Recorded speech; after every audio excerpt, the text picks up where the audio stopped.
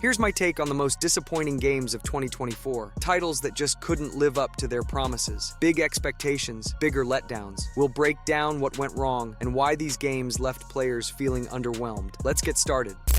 Skull and Bones was supposed to be every pirate's dream come true. Instead, it turned into Ubisoft's wet dream, and not in a good way. From its earliest reveals, it promised a rich world full of naval battles, exploration, and freedom, allowing players to become true rulers of the high seas. On paper, it sounded incredible. In reality, brutal disappointment, and the end result left gamers scratching their heads. Ubisoft touted Skull and Bones as a quadruple A game, aiming for something revolutionary. What did players actually get? A washed-out copy of Assassin's Creed 4, Black Flag, minus the story, minus the atmosphere, and honestly, minus any sense of purpose. The gameplay? Tedious, beyond belief. It boiled down to a monotonous cycle. Sail out, collect resources, fight some random, nameless ship, and return. No excitement, no narrative, no reason to care. Technically, it didn't fare much better. Sure, the water looked fantastic. Ubisoft's always been good at water, but the rest? The graphics felt outdated for a 2024 release. Textures looked like they hadn't been updated since the PlayStation 4 era, and the game struggled with performance issues on consoles. Add to that the outdated lighting effects and uninspired locations, and the game was already treading water. The biggest issue, though, was its lack of soul. A pirate adventure without a story is like rum without the alcohol. It might resemble the real thing, but it's not making anyone happy. Players craved epic tales, intrigue, and characters they could connect with. Instead, they got a resource-gathering simulator paired with dull naval battles that grew tiresome faster than another Ubisoft press conference. The reviews spoke volumes. On Metacritic, player ratings plummeted. Fans compared Skull and Bones to Black Flag, questioning how a game released a decade earlier could still be superior in every way. Ubisoft scrambled to salvage the situation, offering a free trial week months after launch, but by then it was too late. The game had already cemented its reputation as one of 2024's biggest flops, with sales so low it was quickly forgotten. Skull and Bones was meant to be a ticket to pirate paradise. Instead, players got a one-way trip to the ocean floor. Ubisoft not only missed the chance to deliver a great game, but also reminded everyone that big promises mean nothing without solid execution. Jujutsu Kaisen Cursed Clash promised to be a dream come true for anime and manga fans. With promises of dynamic combat, faithful character adaptations, and an immersive story, it aimed to bring players into a world filled with curses and high-stakes battles. Unfortunately, the final product felt more like a curse than a blessing. The gameplay, which was supposed to be the game's beating heart, fell flat. The combat system was clunky and frustrating. Character animations looked rushed, and combos lacked the satisfaction one expects from a fighting game. Instead of delivering fast-paced, exhilarating battles, the game felt like a chaotic button-mashing mess. To make matters worse, poor character balancing left some fighters nearly unplayable, while others were overwhelmingly overpowered, creating a frustrating experience for competitive play. The story was another letdown. Rather than delivering a deep and engaging narrative that could pull players into the Jujutsu Kaisen universe, it offered a flimsy backdrop devoid of emotion or coherence. Characters who brim with personality in the anime and manga were reduced to flat, lifeless versions of themselves. The tension and magic that defined the original series were nowhere to be found. Technical issues further soured the experience. Players on all platforms reported problems ranging from frame rate drops to full-on crashes. Even on next-gen consoles, the game struggled to run smoothly, a glaring issue for a title released in 2024. Those hoping for a polished experience were left frustrated and disappointed. The game's marketing had promised a faithful adaptation that captured the essence of Jujutsu Kaisen, but the reality was starkly different. Fans were quick to voice their displeasure, with negative reviews flooding platforms like Steam and Metacritic. Cursed Clash became yet another cautionary tale of a licensed game that prioritized cashing in on anime's popularity over delivering a quality product. Ultimately, Jujutsu Kaisen Cursed Clash joined the ranks of forgettable anime games, failing to do justice to the source material and leaving fans with little more than a sour taste and shattered expectations. Suicide Squad: Kill the Justice League. This was supposed to be a blockbuster, a wild, chaotic ride into the DC universe. Rocksteady, the studio behind the legendary Arkham series, promised an explosive mix of insane action, unpredictable humor, and dynamic gameplay. After all, who wouldn't want to step into the shoes of anti-heroes like Harley Quinn and take down the biggest heroes in the DC universe? It sounded like a dream. What did we get? Well, let's just say the excitement was quickly replaced with frustration.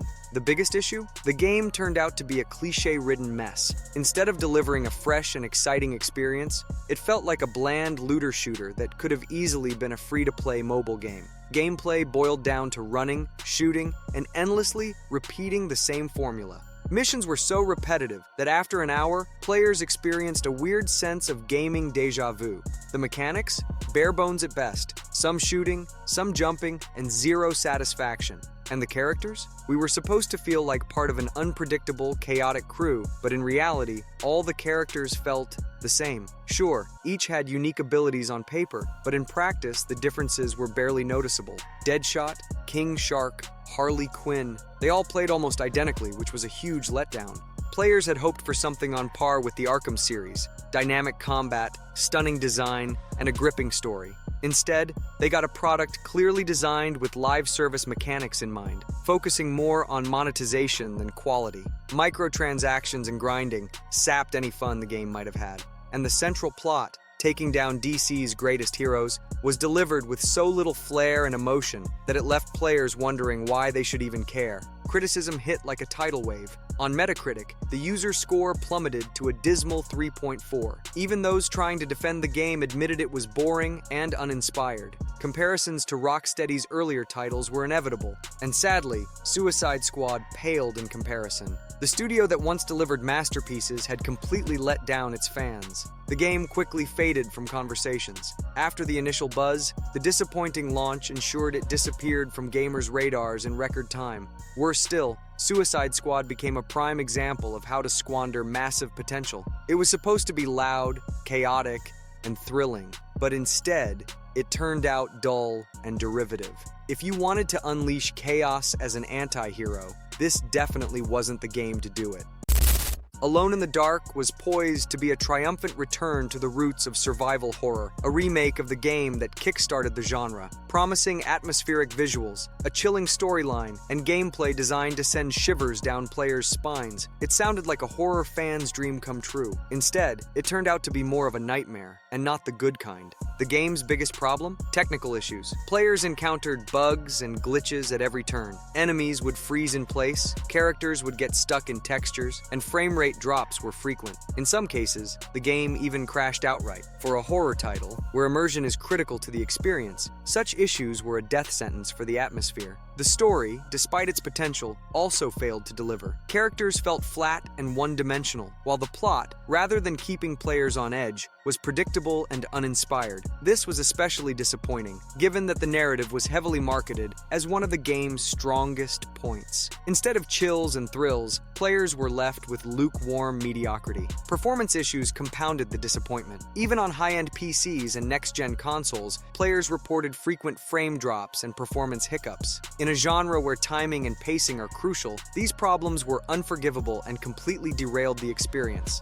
Players didn't hold back their frustration. Reviews on platforms like Steam and Metacritic were overwhelmingly negative, with many lamenting the wasted potential of such a legendary franchise. Instead of reigniting the series' legacy, Alone in the Dark further tarnished its reputation. What was meant to be a grand comeback ended up as a cautionary tale of how not to handle a beloved IP. Rather than restoring the series to its former glory, Alone in the Dark became yet another example of squandered potential in the world of gaming remakes.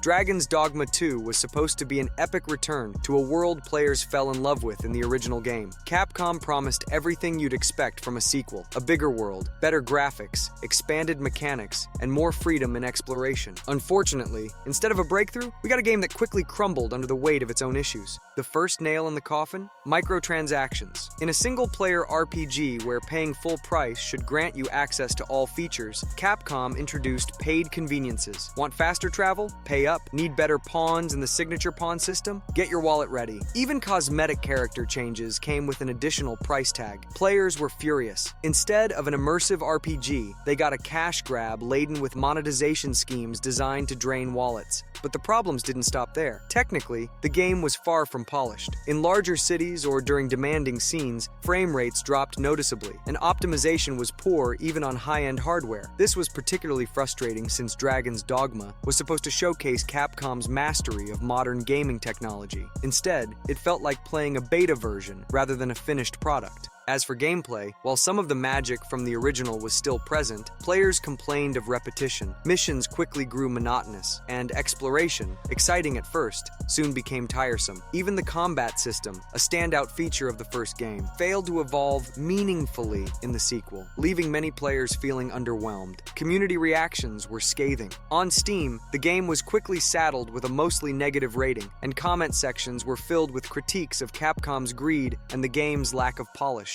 Even the series' most loyal fans found it hard to defend this installment. In summary, Dragon's Dogma 2 had all the potential to be a hit, but ended up as a textbook example of how not to make a sequel. Players weren't looking for another game designed to nickel and dime them. They wanted a return to a beloved world brimming with adventure and magic. Instead of taking a step forward, Capcom took a step back, straight into quicksand. The game quickly lost its audience, and serves as a stark warning that greed in gaming rarely pays off.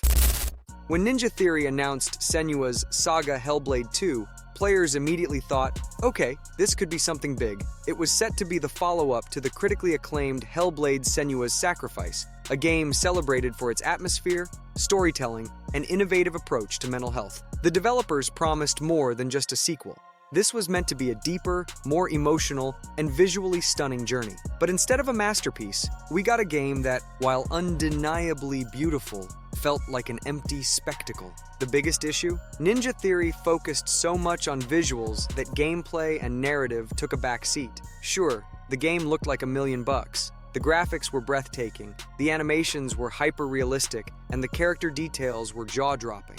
But what's the point if the gameplay felt like an interactive museum exhibit? Combat was dull and repetitive. Exploration was reduced to admiring pretty vistas. And the narrative, once the heart and soul of the series, now felt stretched thin, lacking the emotional weight that made the first game so special. Players felt like their role in the game was almost irrelevant. It led you by the hand, and interactivity was stripped down to a bare minimum. Critics noted that it often felt more like watching a movie than playing a true AAA title. Some reviews even remarked, playing this feels like watching someone else play. For a fan base that thrives on engagement, comments like these are devastating. Unavoidable comparisons to the original only highlighted the sequel's shortcomings. Where were the tension, unease, and emotional stakes that defined the first game? Hellblade 2 lacked that same spark, that feeling that you were part of something truly extraordinary. Instead, it delivered a stretched-out story that aimed to look epic but felt hollow at its core. Players and critics alike didn't hold back. On Metacritic, the game was labeled a visual masterpiece that lacked substance. Many called it pretentious, as if Ninja Theory was more interested in creating art than delivering a compelling game.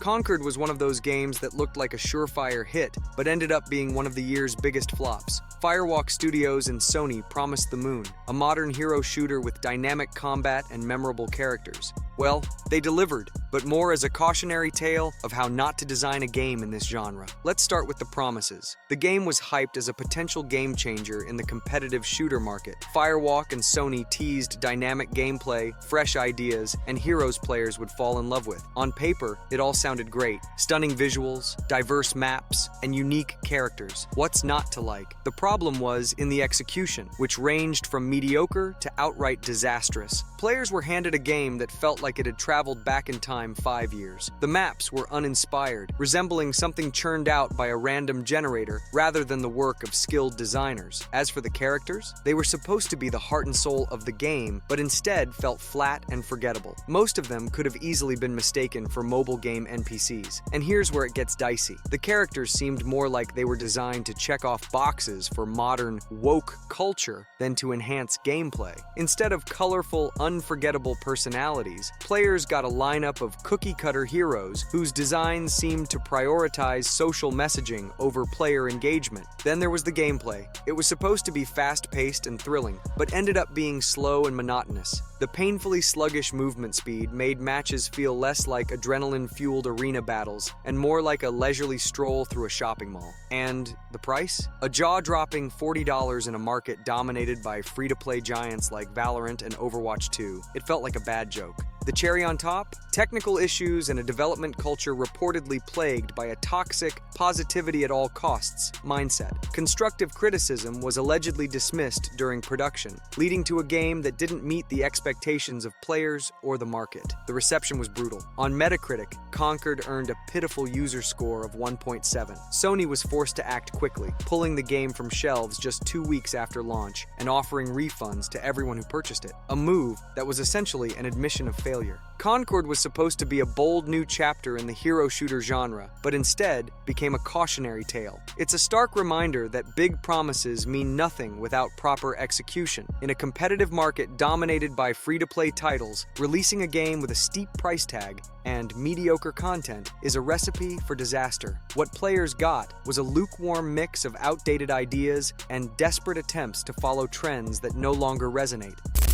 Ubisoft promised Star Wars Outlaws would be every fan's dream come true. An epic adventure in an open world, dynamic missions, and the chance to play as a daring outlaw rising to fame in the galaxy's criminal underworld. It sounded like a recipe for success, but in reality, not so much. Let's start with the most glaring issue. The game was just boring. Ubisoft leaned on its usual open-world formula, but in the Star Wars universe, it fell flat. Players were expecting thrilling battles, heart-pounding chases, and tension worthy of the films. Instead, they got tedious missions like go here, fetch that, kill this. The open world, which should have felt limitless and brimming with possibility, was lifeless and uninspired, like the galaxy had suddenly become less exciting than a random park in SimCity. And the protagonist? She was supposed to be a charismatic criminal who'd steal players' hearts, but in practice, she lacked any real presence. She wasn't memorable enough to stand out or complex enough to empathize with. The story didn't help either. There was potential, but the narrative lacked both creativity and boldness. The gameplay mechanics, despite promises of innovation, felt outdated. Stealth was insultingly simplistic, combat was repetitive, and exploration quickly became a chore. Even the impressive visuals of space and familiar locations couldn't shake the feeling that this was a product made without much passion. Technical issues only made things worse. Awkward animations, performance problems, and bugs pulled players out of the experience. It felt like the game needed several more months in development. Comparisons to other open-world games, like Red Dead Redemption 2, were inevitable, and Star Wars Outlaws came up short. Critics and players alike were unimpressed, reviews were mixed, and the game earned a mediocre user score of just over 5 on Metacritic. Ubisoft didn't do much to salvage the game post-launch, and it quickly faded into obscurity. Star Wars Outlaws was supposed to be a grand adventure in a galaxy far, far away. Instead, it became another reminder that an open world means nothing without heart, soul, and solid execution. It was a wasted opportunity for a beloved IP that deserved far better.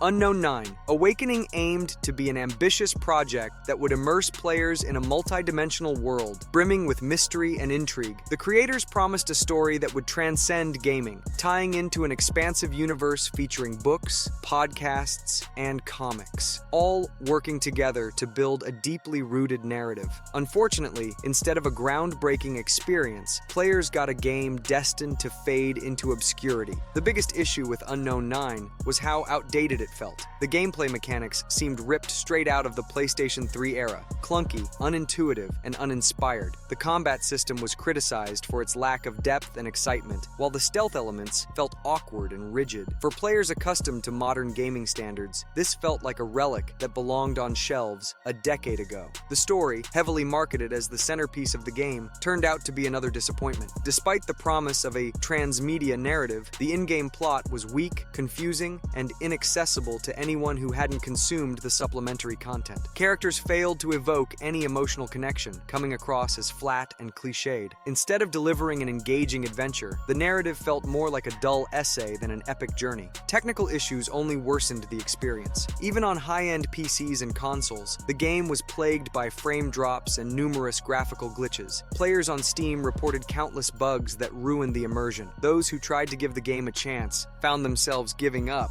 due to the sheer number of problems. On platforms like Metacritic, the game was bombarded with overwhelmingly negative reviews. Players felt cheated, paying full price for a product that looked and played like an unfinished beta. Even those interested in the broader universe admitted it was hard to take the project seriously when the core game failed to meet basic quality standards. Ultimately, Unknown 9 ended its journey as one of 2024's biggest disappointments. The game quickly disappeared from the spotlight, leaving Reflector Entertainment to face significant financial repercussions, including layoffs within its team. What was supposed to be the start of a bold new franchise ended up as a colossal letdown, a textbook example of a game that promises everything but delivers almost nothing.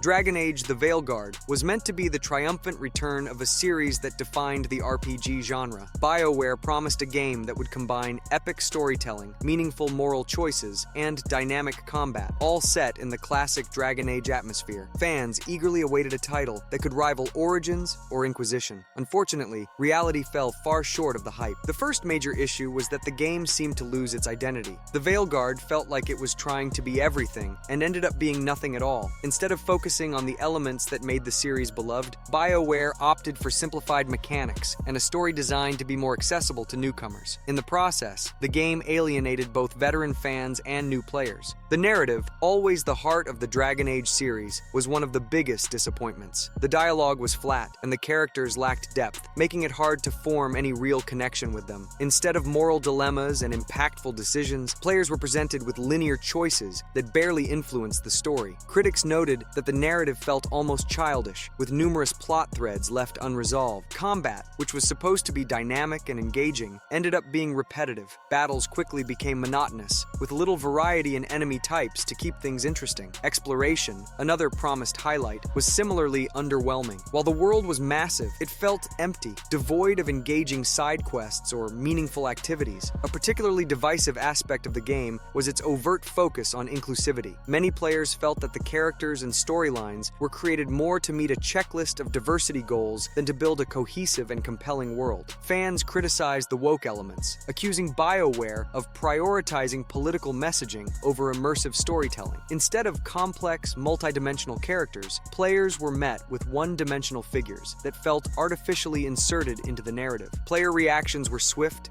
and harsh. On Metacritic, the game earned mixed reviews, with user scores reflecting widespread frustration. Longtime fans felt betrayed, as the Veilguard failed to deliver on nearly all of its promises. While the game did have its moments, such as impressive graphics and a few well-executed set pieces, these were rare glimpses of quality in an otherwise mediocre experience. After its launch, the game quickly lost steam, and BioWare struggled to regain the trust of its fanbase. Instead of marking a grand comeback, the Veilguard became a cautionary tale of how easily the potential of a beloved franchise can be squandered. It serves as a stark reminder that even the most iconic RPG brands are not immune to mismanagement and poor creative choices. And that's it for my roundup of the most disappointing games of the year. Let's hope the industry learns from these mistakes, because gamers deserve better. Let me know in the comments which of these titles disappointed you the most, or if you have your own picks. Thanks for watching, and see you next time.